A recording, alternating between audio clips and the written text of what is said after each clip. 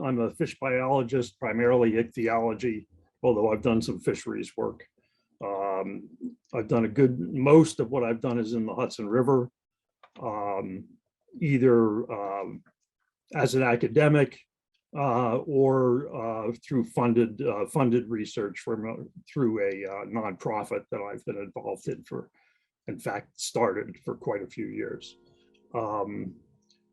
We've written grant proposals, done some grant work, a good bit of grant work for the Hudson River Foundation over the years on a variety of things that I found interesting. I guess they found it interesting too. Its breadth and depth of coverage is probably more substantial than anything that I'm familiar with in an estuary. I've always really loved the ichthyoplankton data. I sort of have the opinion that ichthyoplankton are perhaps sampled somewhat better than the larger fish. And the consistent, the year-to-year consistency of sampling and the rather large gear that was used. I don't know if you've ever seen the gear they used, but it was big. Really made the collections more uniform than one could imagine.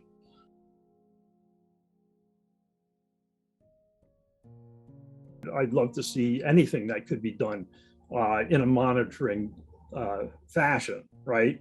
But I mean, I think some of these things are way more expensive than others.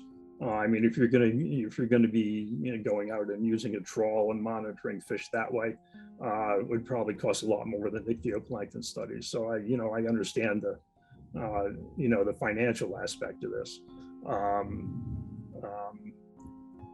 Personally, I always got more out of the ichthyoplankton studies than I did out of the trawl and seine surveys that were done. Maybe that means that it's more useful. Maybe that means that I just like ichthyoplankton. I'm not sure which of those things is true. It looks like the grassroots movement has quieted down somewhat. Especially since we only have one power plant that's now operating in the Hudson, right? That's the Roseton power plant. And the rest are gone in essence. I mean, they're going to be physically there for decades, but I don't think they're ever going to operate again. I don't think I would change anything about the survey, but I might change what happened with all the specimens they collected. I've interacted with that in a couple of ways. I've now been going through a huge miscellaneous lot of material from ecological analysts.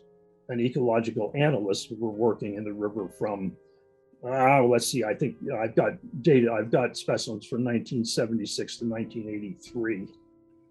From various and sundry studies that were done on various power plants. And I've been going through those and archiving the specimens that are worth, that are worth keeping.